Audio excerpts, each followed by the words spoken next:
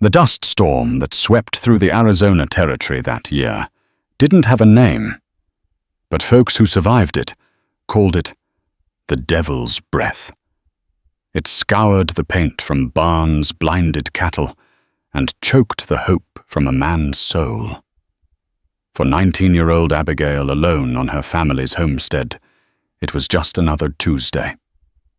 But as the sun bled out behind a curtain of grit and sand, a shape stumbled from the gloom.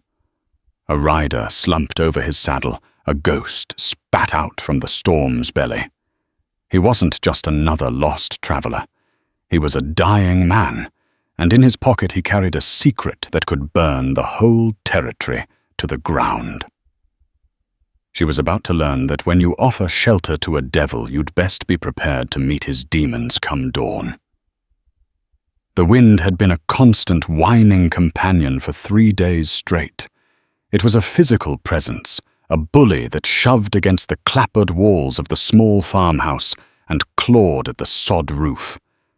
Abigail Heaton knew the sound intimately. It was the same wind that had whispered through the cottonwoods on the day they buried her father, 6 months prior. A low, mournful keen that promised loneliness. Now it howled with a rabid fury, flinging sand and grit against the single glass-paned window in the main room, with such force it sounded like a frantic scratching, something desperate to get in. Her world had shrunk to these 4 walls, the sturdy barn, and the 50 acres of unforgiving land her father had poured his life into. At 19, she possessed a resilience forged in hardship. Her hands, calloused and capable, were seldom still. They could soothe a spooked horse mend, a harness set a rabbit trap, and bake bread that was dense but nourishing. Her father, a man of few words and profound pragmatism, had taught her everything he knew about survival in a land that was actively trying to kill you. "The desert gives no second chances, Abby," he used to say, his voice rough as unpolished stone. "You look first, you think second, and if you're lucky, you get to act third." On this 3rd day of the storm, the sky was a bruised ochre ceiling pressed low against the earth. Visibility was a joke. The distant bluffs that marked the edge of their property were gone, swallowed by the roiling chaos. Even the well, a mere 20 yards from the porch, was a faint, ghostly outline. Abigail had spent the morning securing the livestock. The chickens were huddled in their coop, silent and fearful. Her father's old gelding.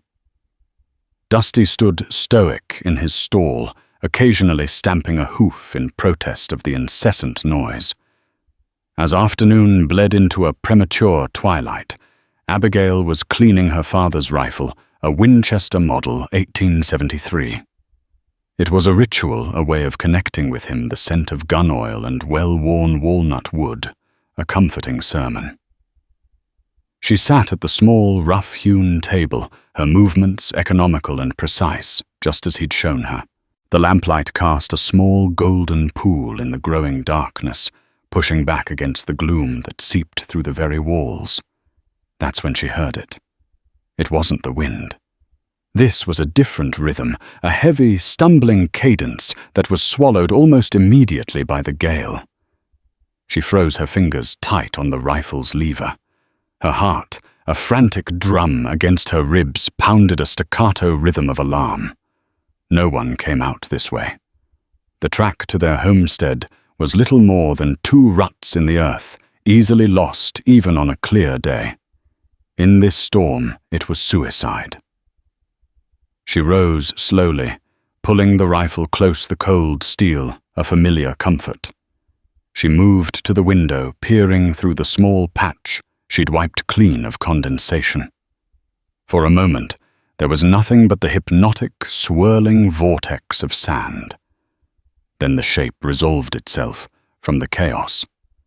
A horse head hanging low, sides heaving. It took 3 agonizingly slow steps before its forelegs buckled, pitching its rider into the churning dust. Abigail's breath hitched. Her father's first rule screamed in her mind. You don't open the door for strangers. The territory was rife with men who had shed their pasts like snake skins. Men whose intentions were written in violence. A lone woman was a target, a fool's prize.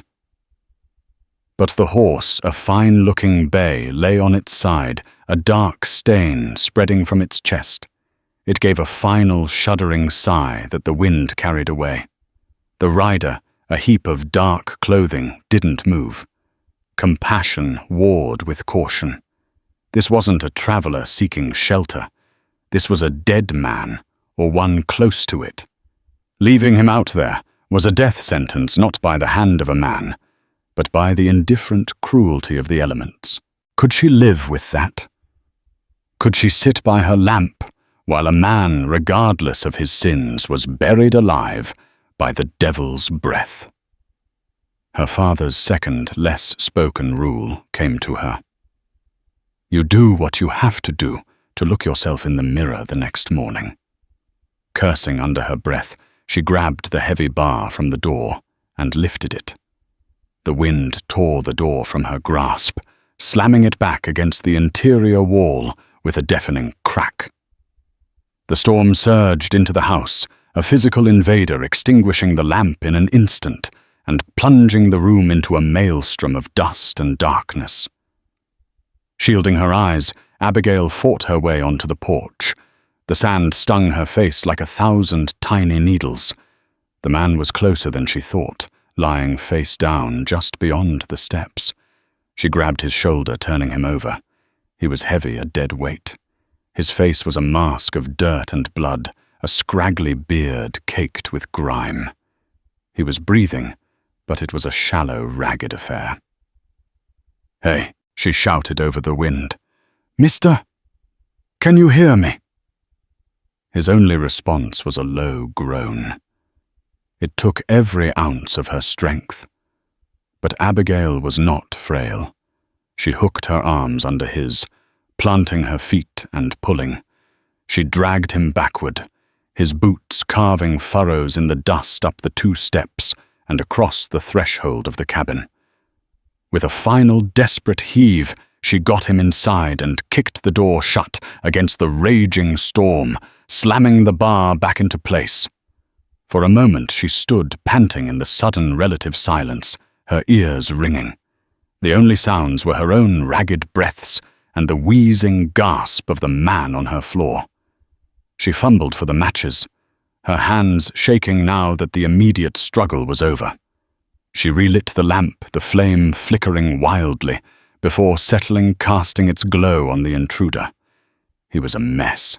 His coat was torn, and a dark, ugly stain was spreading across his left side just below the ribs. A gunshot. It was fresh, the blood still wet and shockingly red against the drab brown of his duster.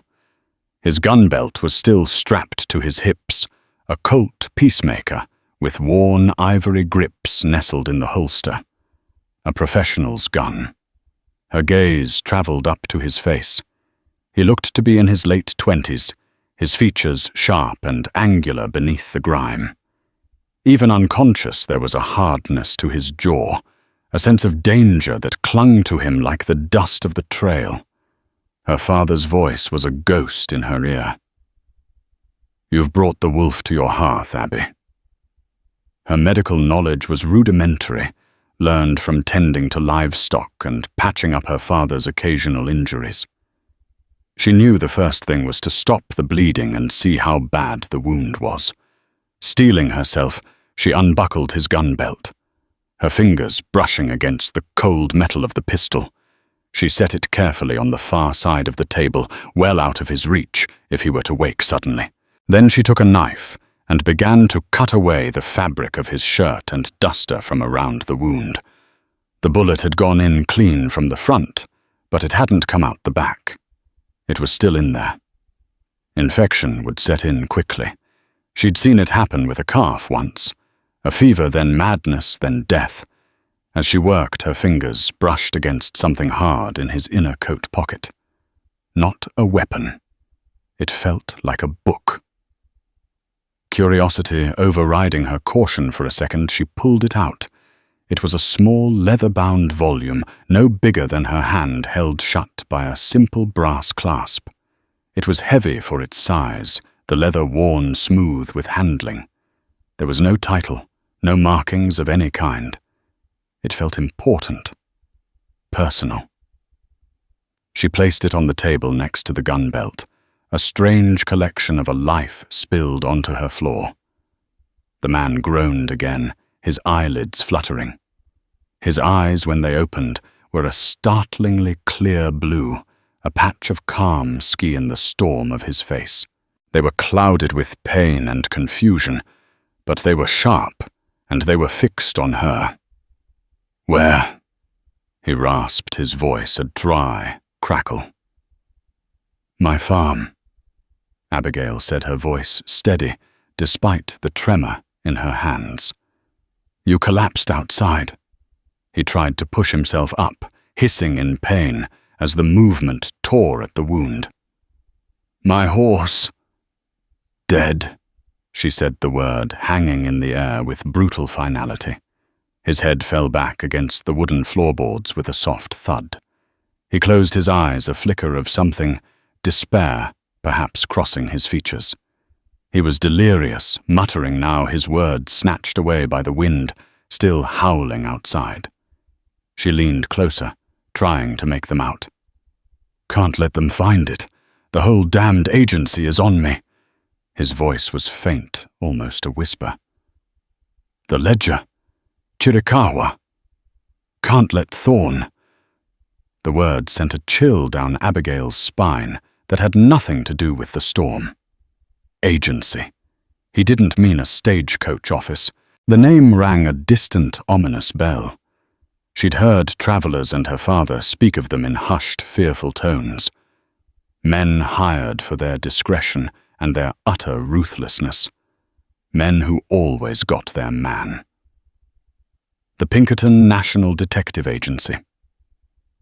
This man wasn't just some common outlaw running from a county sheriff. He was being hunted by the most tenacious and feared trackers in the country, and he'd brought his war to her doorstep. The leather-bound book on her table suddenly felt less like a journal and more like a stick of dynamite with a sputtering fuse. The dying outlaw on her floor was no longer just a man in need of help. He was a harbinger, a sign that the storm she was in was about to get much, much worse. The wind outside seemed to agree, rattling the window frame as if in applause. The hours that followed were a descent into a feverish, bloody dream. The world outside the cabin ceased to exist, replaced by the intimate and terrifying reality of the man bleeding on her floor. Abigail knew with a certainty that settled like a cold stone in her gut that if she didn't get the bullet out, he would die before the sun rose, a victim of the festering lead buried in his flesh. She worked with a grim, focused determination, pushing aside the fear and the questions. First, she stoked the fire, adding logs until it blazed hot, casting dancing shadows that made the small cabin feel like a corn. She put a pot of water on to boil the hiss and bubble a counterpoint to the man's labored breathing. From her father's old tool chest, she retrieved a thin, sharp knife and a pair of pliers, scrubbing them clean with soap, and then holding them in the steam of the boiling water until they were almost too hot to touch. The man he hadn't offered a name, and she hadn't asked for one, drifted in and out of consciousness. In his lucid moments, his blue eyes would fix on her with a startling intensity, a mixture of suspicion and a raw, primal plea. "What are you doing?" he rasped, as she returned to his side with the sterilized tools and a bottle of whiskey. "What I have to," she replied, her tone leaving no room for argument. "This is going to hurt. Bite on this." She handed him a strip of clean leather. He looked at the knife in her hand, then back at her face, a flicker of understanding or perhaps resignation in his eyes. He took the leather and clenched it between his teeth. "You'll kill me," he mumbled around the gag. "Maybe," she said, her voice a low whisper. "Leaving it in there definitely will." She poured a generous amount of whiskey onto the wound. He arched his back with a silent scream, his knuckles white where he gripped the floorboards. The alcohol cut through the grime, revealing the puckered, angry flesh around the entry point. Taking a deep breath, Abigail made the first cut. It was a gruesome business. She was a farm girl, not a sawbones. Her only guide was a vague memory of her father, describing how the army surgeon had dug a piece of shrapnel from his leg at Shiloh. She probed the wound with the tip of the knife, her stomach churning at the feel of muscle and tissue parting beneath the blade. The man's body was rigid, trembling violently, but he made no sound other than a low, guttural moan that was half drowned by the wind. Sweat beaded on her forehead, stinging her eyes. The coppery smell of blood was thick in the air, overpowering the scent of burning wood and gun oil. Finally, after what felt like an eternity, the knife tip scraped against something hard. The bullet. Now came the harder part. She laid down the knife and picked up the pliers, the metal still warm. "Hold still," she commanded, her voice strained. She guided the pliers into the wound, her hand slick with blood. He cried out, a strangled animal sound. She ignored it, focusing on the tiny point of contact, the feeling of the metal tool against the hidden lead. She clamped down the pliers, grating against the bullet. For a heart-stopping moment, she thought she would lose it, but her fingers, strong from years of farm labor, held firm. She pulled. There was a sickening, tearing sensation. The man convulsed, a guttural roar, finally escaping his throat as the last of his control shattered. Then, with a final tug, it was free. A misshapen lump of lead, smeared with blood and tissue, fell from the pliers with a soft thud onto the floor. He went limp, his consciousness finally surrendering to the overwhelming agony. Abigail's own strength gave out. She sagged back on her heels, her whole body trembling with adrenaline and revulsion. Her hands were covered in the man's blood. She stared at them for a long moment, as if they belonged to someone else. Then the pragmatism took over again. The job was only half done. She cleaned the wound as best she could, packing it with a poultice of yarrow and comfrey leaves. Herbs her mother had taught her were good for staunching blood and fighting off putrefaction. She stitched the incision closed with a needle and thread her stitches clumsy but tight. Finally, she wrapped his torso in clean bandages torn from an old bedsheet. Exhausted, she slumped into the chair at the table, her body aching with a weariness that went bone deep. The storm still raged outside, but inside a fragile peace had settled. The man's breathing was steadier now, deeper. The immediate crisis was over, and now the questions came flooding back. The Pinkerton agency, Thorn, the ledger. Her eyes fell on the objects on her table, the ivory-gripped Colt, a tool of death, and the small locked book that was apparently worth dying and killing for. Who was this man? What secrets did that book hold that would make the infamous Pinkertons hunt him through a storm that could kill a man on its own? She spent the rest of the night in the chair, the Winchester leaning against the table by her hand, watching him. She dozed fitfully, her sleep punctuated by the howl of the wind and visions of blue-eyed strangers and faceless, relentless pursuers. Sometime in the grey pre-dawn hours, the wind began to die down, its roar softening to a mournful sigh. The man on the floor stirred. Abigail was instantly awake, her hand moving to the rifle stock. He opened his eyes and this time the delirium was gone. They were clear, intelligent, and wary. He assessed his situation in a single sweeping glance: the bandages, the sleeping cabin Abigail in the chair, the rifle. "You're still here," he said, his voice weak but steady. "So are you," she countered. "Looks like I'm not a killer after all." A faint ghost of a smile touched his lips. "It appears not. I owe you my life." "You don't owe me anything but answers," she said, her tone hard. "Who are you? And who is Thorn?" He was silent for a long moment, studying her face. He seemed to be weighing his options, calculating the risk. "The name is Silas," he finally said. "And Agent Thorn. He's a man you never want to meet. He works for the Pinkertons." This confirmed her fears. "Why are they after you?" Silas pushed himself up to a sitting position, gritting his teeth against the pain. "They were hired by a man named Alistair Finch, a railroad baron. Rich, powerful, and crooked as a dog's hind leg. He framed me for a payroll robbery, a train carrying the wages for the Union Pacific Line." "Framed you?" Abigail asked, her skepticism evident. "I was his chief of security." Silas explained, his voice earnest. "I knew too much. I knew where he cut corners, the politicians he bribed, the men who disappeared when they stood in his way. I was a loose end he needed to tie up. Accusing me of the robbery was his way of doing it. The Pinkertons get their man, Finch gets his silence, and I get a rope."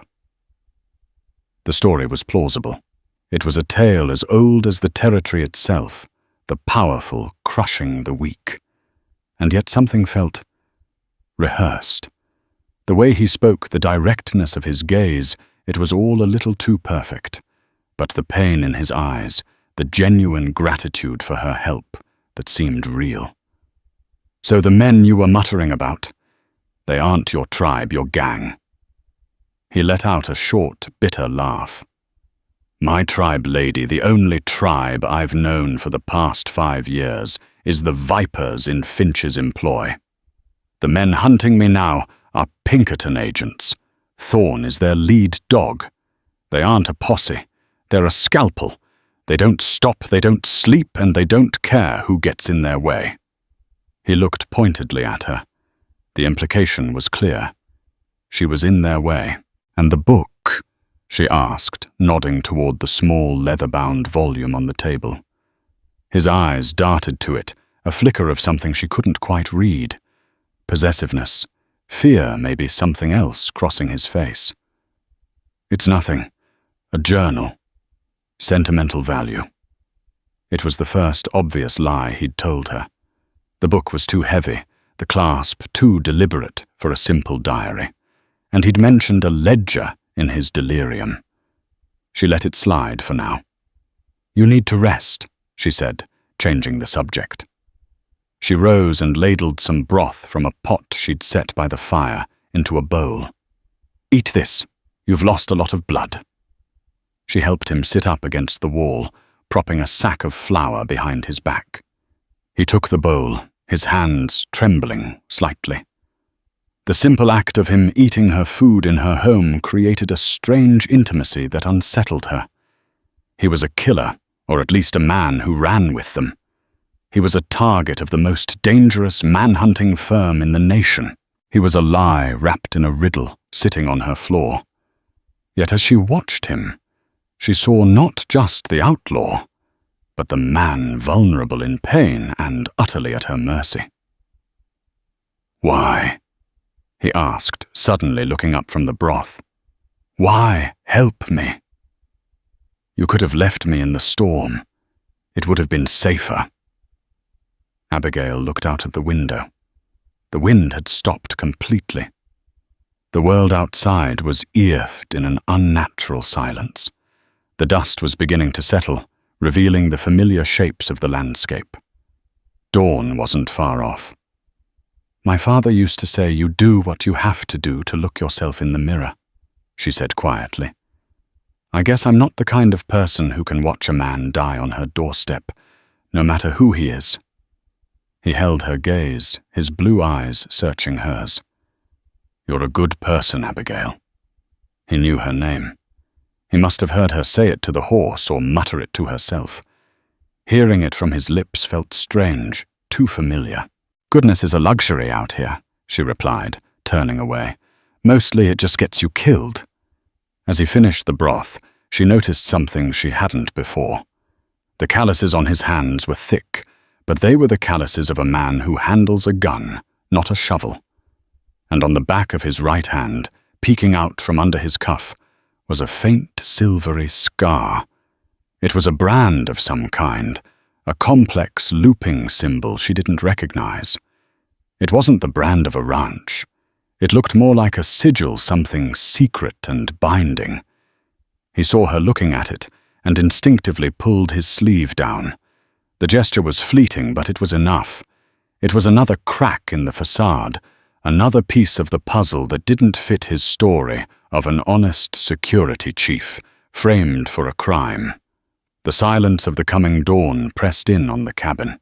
The storm had passed, leaving the air clean and cold. A fragile truce existed between them, a bond forged in blood and desperation. Abigail wanted to believe him.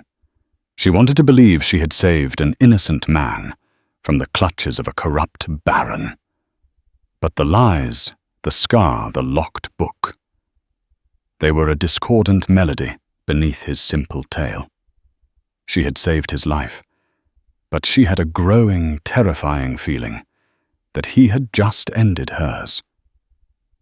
The coming light felt less like a promise of a new day, and more like a spotlight, one that was about to fall on her little isolated farm and everything hidden within it. And she knew with a sinking heart that Agent Thorne and his scalpel would not be far behind. The dawn arrived with a painter's subtlety, brushing the eastern sky with soft hues of rose and grey. The oppressive churning ochre of the storm had given way to a vast, clean emptiness. The world felt scrubbed new and dangerously exposed. Inside the cabin, the quiet was thick with unspoken things. Silas had drifted into a healing sleep, his breathing deep and even. Abigail, however, had not slept. She sat in her father's rocking chair, the Winchester across her lap, watching the light creep across the floorboards. His story played over and over in her mind. The framed security chief, the evil railroad baron, the relentless Pinkertons. It was a clean narrative, a classic tale of the West, where the lines between good and evil were clearly drawn. But the world Abigail knew was never that simple. It was a place of murky intentions and desperate choices. The scar on his hand and the lie about the journal were like grit in a well-oiled machine, grinding against the smooth story he had presented. Her gaze kept returning to the small leather-bound book on the table. It sat next to his Colt, a silent testament to the violence and secrets that had invaded her home. A journal, he'd said. Sentimental value. But in his fever, he'd called it a ledger. The temptation was a living thing, a serpent coiling in her gut. Her father had taught her to respect a man's property, but her father had never invited a hunted man with a bullet in his side into their home. Her survival, she realized, might depend on knowing the truth. He had brought this trouble to her, and she had a right to know the exact nature of the danger she was in. With a resolve that felt like a betrayal, she stood up and moved to the table. She picked up the book. It was heavier than it looked, solid and dense. The brass clasp was simple but effective. She looked over at Silas. He was still lost to the world. His face relaxed in sleep, looking younger and less dangerous than before.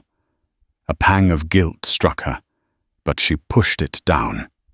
Fear was a more powerful motivator. From a small tin box where she kept her sewing needles and threads, She took a sturdy pin. Her mother had taught her how to pick the simple lock on her old jewelry box when the key was lost. With gentle probing motions, she inserted the pin into the clasp's small keyhole. She worked patiently, her ears straining for the slightest sound from the sleeping man. After a tense minute, there was a faint, satisfying click. The clasp sprang open. She hesitated for a second more, her heart pounding. This was the point of no return. Taking a deep breath, she opened the book. It was not a journal. The pages were filled not with flowing prose and personal reflections, but with a tight, precise script organized into columns of names, dates, and numbers. It was exactly what he'd called it in his delirium, a ledger. Her eyes scanned the first page. At the top, in neat lettering, was Finch Acquisitions and Logistics, Special Projects Division. Beneath it, the entries began. October 12th, 1881. Payment to Sheriff B. Corrigan, Silver Creek, $200, for misplacing land claim of Henderson Farm. November 3rd, 1881. Munitions acquisition uncatalogued, $450, for persuading rail line holdouts. December 19th, 1881. J. Whiskey Jack Malone, $50, for Arson Miller's feed and grain. Abigail felt a cold dread creep up her spine. This wasn't just a record of bribes. It was a meticulously kept account of a criminal empire. Extortion, arson, intimidation. It was all here recorded with the chilling detachment of a quartermaster listing supplies. This was the proof Silas had mentioned, the evidence of Alistair Finch's corruption. So far, his story held. He was carrying the evidence that could ruin the Baron. She turned the page and then another, her revulsion growing with each entry. There were dozens of names, dozens of crimes, a litany of greed and cruelty. Then she found a different kind of entry under a new subheading and personnel management. February 4th, 1882. S. Cole. Final payment, $500, for permanent resolution of the San Pedro water rights dispute. March 21st, 1882. S. Cole. Bonus, $150, for retrieval of sensitive documents from Wells Fargo office, Tucson. May 9th, 1882. S. Cole. Travel expenses and compensation, $250, for silencing C. Vance journalist Prescott. S. Cole. Silas. Her blood ran cold. He wasn't the head of security. He was the permanent resolution. He was the silencing. He wasn't the man who knew too much. He was the man who did the deeds. The scar on his hand, the sigil, it was probably the mark of this Special Projects Division, a brand for Finch's private army of thugs. She flipped frantically through the pages, her horror mounting. His name, S. Cole, appeared again and again, linked to acts of violence that grew bolder and more brutal. He hadn't been framed for a payroll robbery. That was a lie to make him palatable, to make him seem a victim. The truth was infinitely worse. He was an enforcer, a killer, the Baron's most trusted blade. The final entry under his name told the real story. August 28th, 1882. Final severance for S. Cole. 1 bullet. Contract terminated by A. Thorne, Pinkerton Agency. Retrieval of company ledger is paramount. Abigail snapped the book shut, her hands trembling so badly she nearly dropped it. The truth hit her with the force of a physical blow. Silas hadn't been framed. He had been fired. He'd likely grown too ambitious, too greedy. Or perhaps he'd developed a shred of conscience that made him a liability. Whatever the reason, his boss, Alistair Finch, had decided to sever the relationship.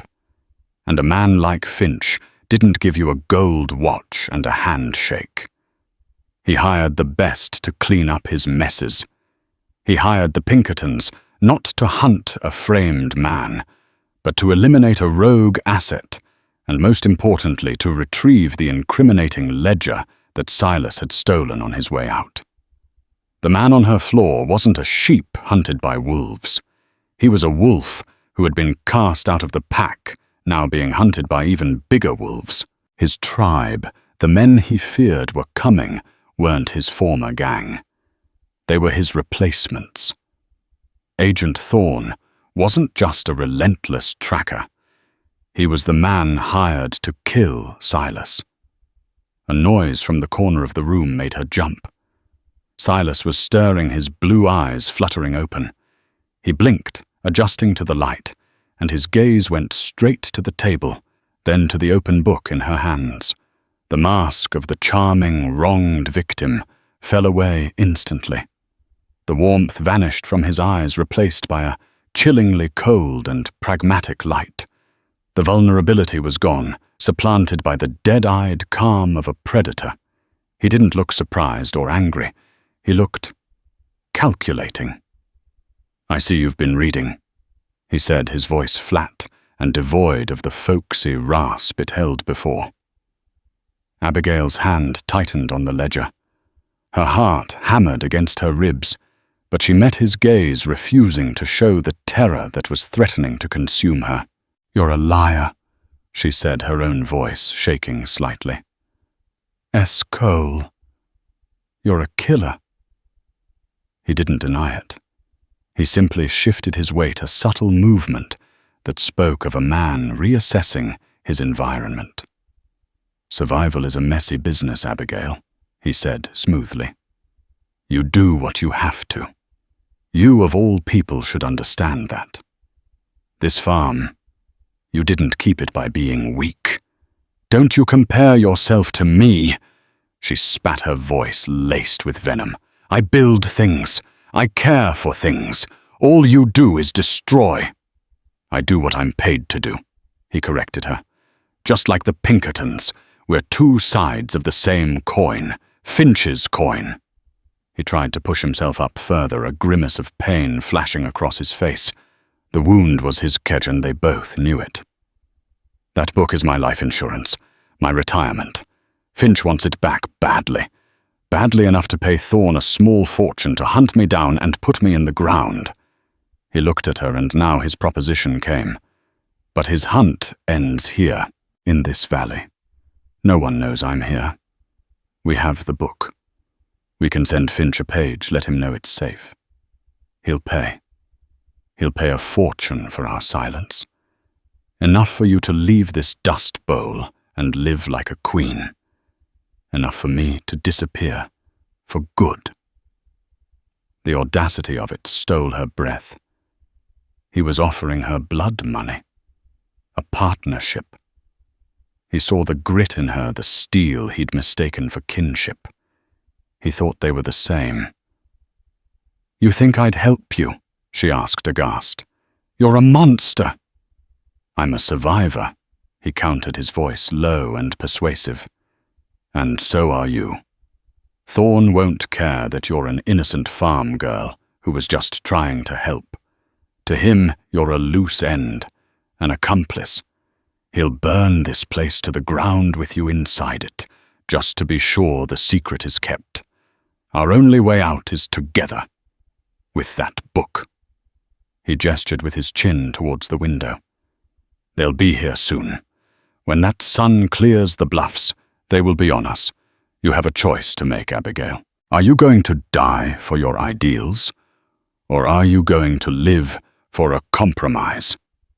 Abigail looked from the cold, calculating killer on her floor to the ledger in her hands. The book was no longer just a secret. It was a weapon.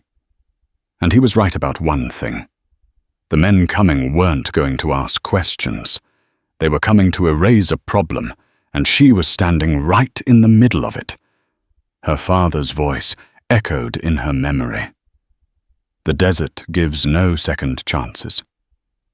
She had made her first choice when she dragged Silas from the storm. Now, with the truth revealed and the sun climbing the sky, she had to make another.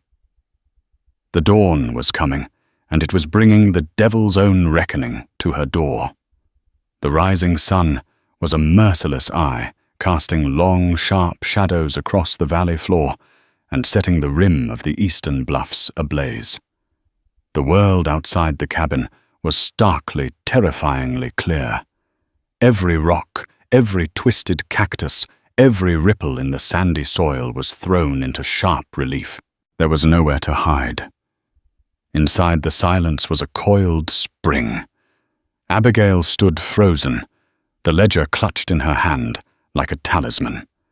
It felt impossibly heavy, weighted with the sins of powerful men, and the blood spilled by the man watching her from the floor. Silas, or S. Cole. The name that now branded him in her mind had laid the choice at her feet, a poisoned offering. Help him the devil she knew and become a player in his venomous game, or refuse and face the righteous, brutal cleansing of Agent Thorne and the Pinkertons. "They're methodical," Silas said, his voice pulling her from her paralysis. He spoke with the cool authority of a man describing a familiar process. "Thorne will have scouted the valley from the bluffs at first light. He'll see the dead horse. He'll know I made it to shelter. He won't just ride in guns blazing. He's not a fool. He'll approach, assess, and then eliminate." Abigail's mind raced a frantic scramble for a third option, a way out that didn't involve becoming an accomplice or a corpse. Her father's simple rules for survival felt woefully inadequate. This was a game whose rules she didn't understand, played by men who saw people like her as pawns to be sacrificed. "What do you want me to do?" she asked, the words tasting like ash in her mouth. "Lie for you. Hide you. I want you to be smart," he replied, his gaze intense. "Thorne will come to the door, alone at first. He'll seem reasonable. He'll ask questions. Tell him you found me dead or dying. Tell him I succumbed to my wound during the night and you buried me out back. It's plausible. He'll want to see the grave. While he's distracted, I'll be gone." "Gone where?" she shot back. "You can barely sit up. You'll bleed out before you clear the first ridge. Give me my gun, a canteen of water, and that book," he said, his jaw tight with determination. "And I'll take my chances. It's a better chance than either of us have if I stay here." It was a desperate, flimsy plan. Thorne was no fool. He would search the cabin. He would find the blood stains, the signs of her makeshift surgery. He would know Silas had been alive and that she had helped him. The lie was a house of cards ready to collapse at the slightest to touch. And then, as she looked at the ledger in her hands, an idea began to form. It was a terrifying, audacious thought, a gamble so profound it made her blood sing with a mixture of fear and wild, defiant energy. Silas thought the ledger was his weapon. The Pinkertons thought it was their target. But what if it could be hers? She looked at Silas. Truly looked at him not as a victim or a monster, but as a piece on a board. He was a killer, a tool for a corrupt baron. But he was also wounded, weakened, and entirely dependent on her. Agent Thorne was powerful, relentless, the arm of a vast and wealthy organization. But that organization and the baron who hired it had a secret to protect. A secret she was now holding in her hands. Leverage. Her father had always said you never get anything for free. You always have to have something to trade. "Your plan is foolish," she said, her voice acquiring a new steely calm that surprised even herself. "Thorne will see through it in a second. Silas narrowed his eyes. You have a better idea. Maybe, she said, her gaze drifting towards the window. And then she saw them. They weren't the wild, chaotic posse of her imagination. They were 5 riders emerging from the shadow of the western bluffs and moving across the valley floor. They rode in a disciplined line, their spacing perfect, their pace unhurried and deliberate. They moved like wolves, confident in their purpose, knowing their prey was cornered. At their head was a man on a black horse, sitting tall in the saddle. Even from a distance, he radiated an aura of unflinching authority. Agent Thorne. They're here, she breathed. Silas craned his neck to see a string of curses hissing from his lips. It's time to choose Abigail. Fast. Abigail's heart was a trip hammer, but her mind was strangely clear. The fear was still there, a cold knot in her stomach, but it was now overlaid with a diamond-hard resolve. She would not be a pawn. She would not be a victim. She would not die today. She turned and walked to the hearth, stoking the embers of the fire back to life. She ripped a single page from the back of the ledger, a page detailing payments to a federal marshal for overlooking illicit cargo shipments, a crime that went far beyond local corruption. Then she did something that made Silas's eyes go wide. She tossed the rest of the book, the entire damning record of Alistair Finch's empire, into the burgeoning flames. "What are you doing?" he roared, trying to lunge forward, the movement tearing a fresh cry of agony from him. "That's my life!" The leather cover curled, blackened, and then the pages caught, turning into a whirlwind of fire and ash. "No," Abigail said, turning to face him, the heat of the fire on her back. "It was your death, and mine. Now it's my story to tell." She tucked the single saved page into the waistband of her skirt. The riders had stopped about 200 yards from the house. 4 of them fanned out, creating a perimeter. The man on the black horse Thorne dismounted and began walking toward the cabin. He moved with a predatory grace, his duster sweeping around his ankles, his hand resting casually near the pistol on his hip. "Get under the bed," Abigail commanded Silas, her voice sharp with an authority that left no room for debate. "Don't make a sound. Don't even breathe. Your life depends on it." For a second, he stared at her, a look of stunned disbelief on his face. He had seen her as a simple, good-hearted farm girl. He was now seeing someone else entirely. Someone forged in the fire of this new, terrifying reality. He saw the ashes of the ledger in the hearth, and a flicker of something awe perhaps crossed his features. Without another word, he gritted his teeth and dragged himself across the floor, sliding into the dark, dusty space beneath her narrow bed. Abigail smoothed her dress, took a deep breath to steady her nerves, and walked to the door. She didn't open it. She waited. A sharp rap echoed through the cabin. "Ma'am!" a voice called from outside. It was a calm, professional voice, laced with an unmistakable undertone of command. "My name is Agent Thorne of the Pinkerton National Detective Agency. I mean you no harm. I'm tracking a fugitive. I have reason to believe he came this way. I just need to ask you a few questions."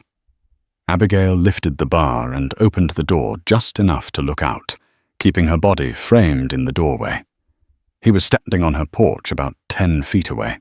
He was older than Silas, perhaps in his 40s, with a neatly trimmed moustache and cold, intelligent grey eyes that seemed to miss nothing. He was the scalpel Silas had described. "A fugitive?" Abigail asked, pitching her voice to sound weary and frightened. "We had a terrible storm. I haven't seen anyone." Thorne's gaze swept Martour into the dim interior of the cabin. His eyes would have registered the smell of blood, disinfectant, and burnt paper.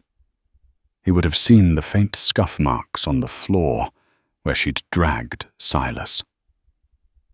A man named Cole, Thorne said, his eyes locking back onto hers, riding a bay horse. He's wounded. Shot. It would be a federal crime to render aid to such a man, ma'am. Obstruction of justice. This was the moment, the precipice. He's dead, Abigail said flatly. Thorne's expression didn't change, but a new intensity sharpened his gaze. Dead. He stumbled here last night out of the storm. She elaborated the story she'd constructed in her mind, flowing out smooth and practiced. His horse was already gone. He had a bullet in him.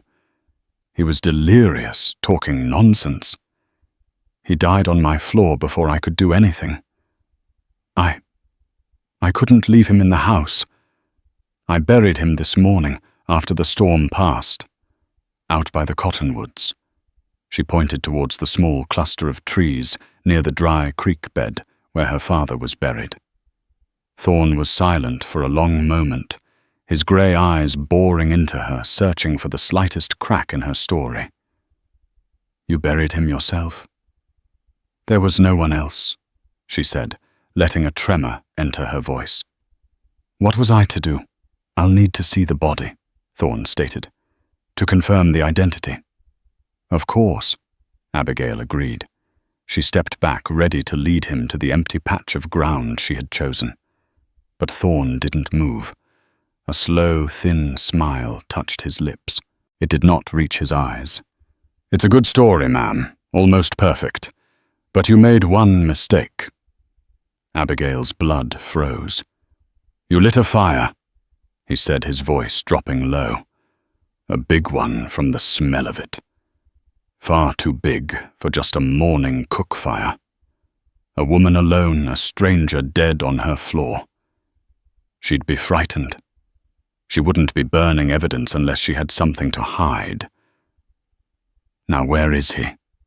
And more importantly, where is my ledger? He took a step forward.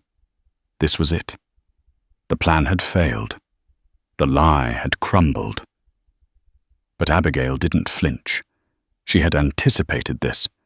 She had known the lie was just the opening act.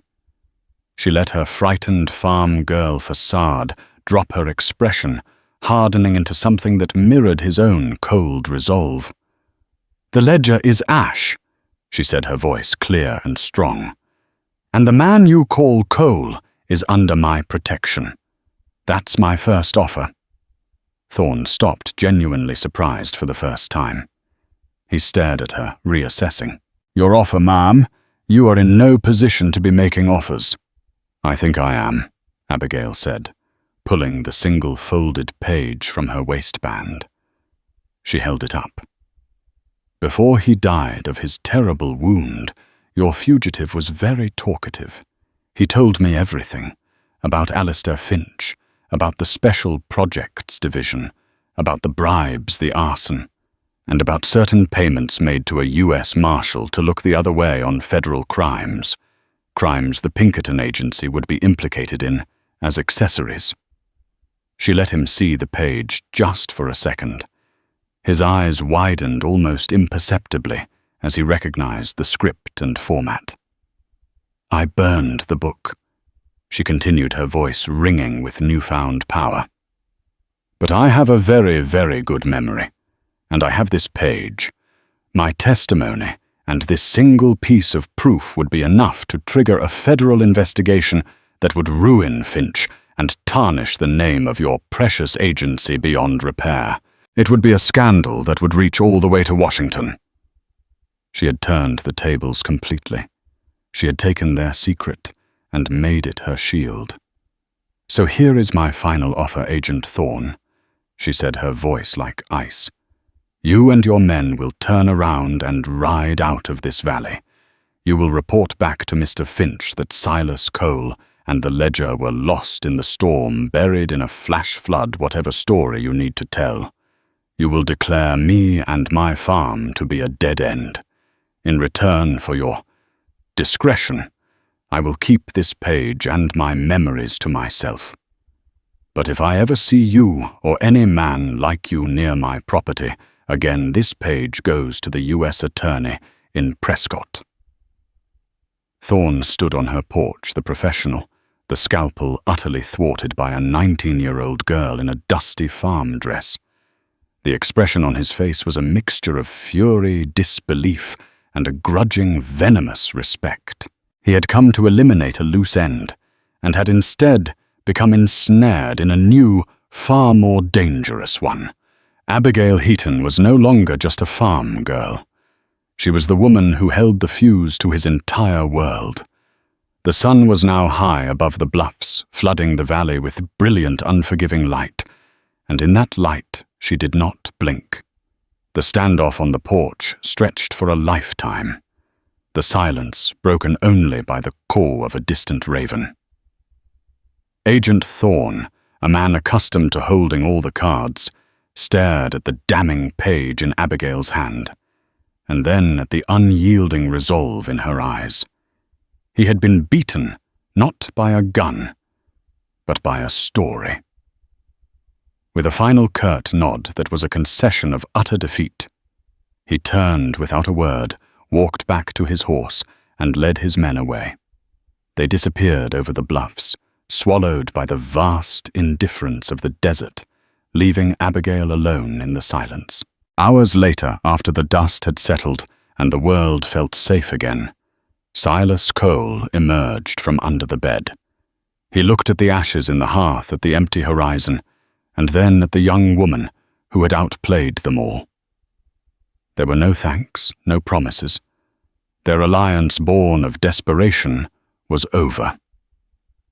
He simply took the canteen of water she offered, gave a slow, knowing nod that was both a farewell and an acknowledgement of her terrifying new power, and slipped out the back door, a ghost vanishing into the canyons. Abigail was alone once more, but everything had changed. The isolation of her farm was no longer a cage. It was a fortress. The ledger was gone, but its secrets were now etched into her soul, a shield and a burden. She was no longer just a survivor, buffeted by the winds of fate. She was the storm. Thank you for joining us on this journey into the heart of the Wild West. If Abigail's story of courage and cunning kept you on the edge of your seat, help us share her legend. Hit that like button to let us know you enjoyed the ride, and share this video with anyone who loves a tale of high-stakes drama and unexpected heroes. Most importantly, be sure to subscribe to our channel and ring that notification bell. We have countless more stories from the dusty trails and forgotten corners of history waiting to be told, and you won't want to miss a single one. What do you think Abigail will do next?